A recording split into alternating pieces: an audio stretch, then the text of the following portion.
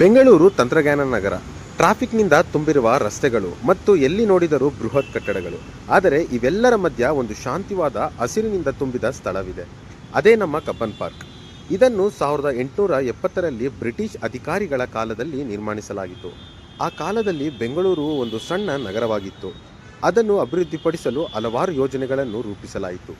ಅವರಲ್ಲಿ ಒಂದು ಮಹತ್ವದ ಯೋಜನೆ ಹಸಿರು ತೋಟ ನಿರ್ಮಾಣ. ಪಾರ್ಕನ್ನು ನಿರ್ಮಿಸಿದವರು ಸರ್ ರಿಚರ್ಡ್ ಸ್ಯಾಂಕಿ ಎಂಬ ಇಂಜಿನಿಯರ್. ಅವರು ಮೈಸೂರಿನ ಮುಖ್ಯ ಇಂಜಿನಿಯರ್ ಆಗಿದ್ದರು. ಪಾರ್ಕ್ನ ರೂಪರೇಖಾ, ರಸ್ತೆ, ಪದನಗಳು, ಮರಗಳು, ವ್ಯವಸ್ಥೆ ಎಲ್ಲವನ್ನು ಯೋಜನೆ ಮಾಡಲಾಯಿತು. ಈ ಪಾರ್ಕ್ಗೆ ಸರ್ ಮಾರ್ಕ್ ಕಬ್ಬನ್ ಅವರ ಹೆಸರನ್ನು ಇಡಲಾಯಿತು. ಅವರು ಮೈಸೂರು ರಾಜ್ಯದ ಬ್ರಿಟಿಷ್ ಕಮಿಷನರ್ ಆಗಿದ್ದರು.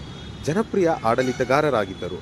ಅವರು ಮಾಡಿದ ಕೆಲಸಗಳ ನೆನಪಾಗಿ ಈ ಪಾರ್ಕನ್ನು ಕಬ್ಬನ್ ಪಾರ್ಕ್ ಎಂದು ಕರೆಯಲಾಯಿತು. ಈ ಪಾರ್ಕು 300 ಎಕರೆಕ್ಕೂ ವಿಸ್ತಾರವಾಗಿದೆ.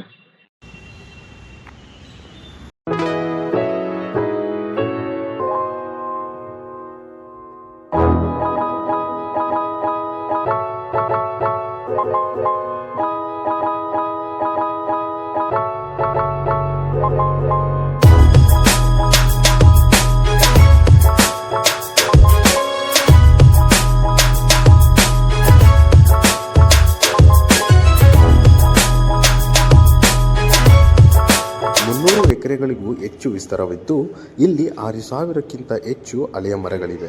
ಹಲವಾರು ಬಗೆಯ ಹೊಳೆಗಳು, ಜೈವಿಕ ತಳಿಗಳು, ಹಕ್ಕಿಗಳು ಮತ್ತು ಕೀಟಗಳು ಇಲ್ಲಿ ಕಂಡುಬರುತ್ತದೆ.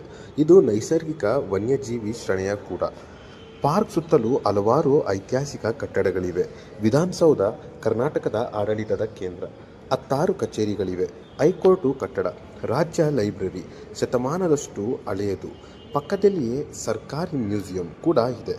ಪಾರ್ಕ್ನೊಳಗಿನ ಸುತ್ತಾಡುವ ಸಂದರ್ಶನದಲ್ಲೇ ಇವೆಲ್ಲವನ್ನು ನೋಡಬಹುದು. ಈ ಪಾರ್ಕ್ ಜನರ ದಿನಚರಿಯಲ್ಲಿ ಭಾಗವಾಗಿದೆ. ಬೆಳಗ್ಗೆ ಓಟ ಮಾಡುವವರು, ಯೋಗ ಅಭ್ಯಾಸ ಮಾಡುವವರು, ಮಕ್ಕಳು ಆಟವಾಡುವವರು, ಹಿರಿಯರು ಶಾಂತವಾಗಿ ಕುಳಿತು ಬಿಡುವ ತೆಗೆದುಕೊಳ್ಳುವ ಒಂದು ಜಾಗವಾಗಿದೆ. ಎಲ್ಲರಿಗೂ ಇದು ಪ್ರಿಯ ಸ್ಥಳವಾಗಿದೆ. ಇಲ್ಲಿ ಬರುವ ಭಾನುವಾರದ ದಿನಗಳಲ್ಲಿ ಕಲಾ ಕಾರ್ಯಕ್ರಮಗಳು, ಬೀದಿ ಸಂಗೀತ, ಮಕ್ಕಳ ಆಟಗಳು ನಡೆಯುತ್ತವೆ.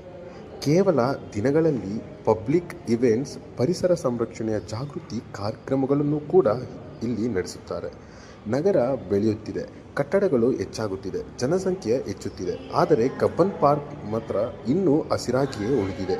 ಇಲ್ಲಿ ಶ್ವಾಸ ತೆಗೆದುಕೊಳ್ಳುವ ಅವಕಾಶವಿದೆ. ಇದು ಬೆಂಗಳೂರಿನ ಪ್ರೆಪ್ಸ್ ಎಂದು ಕರೆಯುತ್ತಾರೆ. ಇದು ಕೇವಲ ಹಸಿರು ತೋಟವಲ್ಲ, ಇದು ನಮ್ಮ ಸಾಂಸ್ಕೃತಿಕ ಮತ್ತು ಪಾರಂಪರ್ಯ. ಮಕ್ಕಳಿಗೆ ಇಲ್ಲಿ ನಿಸರ್ಗದ ಪಾಠ ಸಿಗುತ್ತದೆ. ಹಕ್ಕಿಗಳ ಧ್ವನಿ, ಗಾಳಿಯ ಜುಳುಜುಳು ಶಬ್ದ ತುಂಬ ಚೆನ್ನಾಗಿದೆ. ಕಬ್ಬನ್ ಪಾರ್ಕ್ ನಗರದ ಹೃದಯದಲ್ಲಿರುವ ಶಾಂತಿಯ ಹಕ್ಕಿ. ಇದು ನಮ್ಮ ಇತಿಹಾಸ, ಸಾಂಸ್ಕೃತಿಕ, ಪರಿಸರ ಮತ್ತು ಜನಜೀವನದ ಸಂಕೇತ.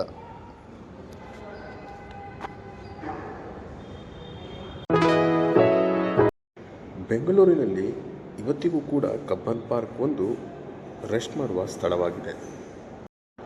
ನಮ್ಮ ಪ್ರತಿದಿನದ ಕಾರ್ಯಗಳಲ್ಲಿ ನಾವು ಪ್ರತಿದಿನ ಬ್ಯುಸಿಯಾಗಿರ್ತೀವಿ. ಆದರೆ ಕಬ್ಬನ್ ಪಾರ್ಕ್ಗೆ ಒಮ್ಮೆ ಭೇಟಿ ನೀಡಿದಾಗ ಆಗುವ ಸಮಾಧಾನವೇ ಬೇರೆ. ಎಲ್ಲಿಲ್ಲದ ನೆಮ್ಮದಿ. ಆ ಒಂದು ತಣ್ಣಗಿರೋ ಗಾಳಿಯಲ್ಲಿ ಆ ಪಕ್ಷಿಗಳ ಸದ್ದನ್ನು ಕೇಳುತ್ತಾ ಅಲ್ಲಿ ಕಳೆಯುವ ಸಮಯವೇ ತುಂಬ ಮುಖ್ಯವಾಗಿದೆ. ಮತ್ತು ನಮ್ಮ ಮನೆಯ ಹಿರಿಯರಾಗಲಿ ಕಿರಿಯರಾಗಲಿ ಮಕ್ಕಳನ್ನಾಗಲಿ ಹೊರಗಡೆ ಕರ್ಕೊಂಡು ಹೋಗೋದಕ್ಕಿಂತ ಇಲ್ಲಿ ಕರ್ಕೊಂಡು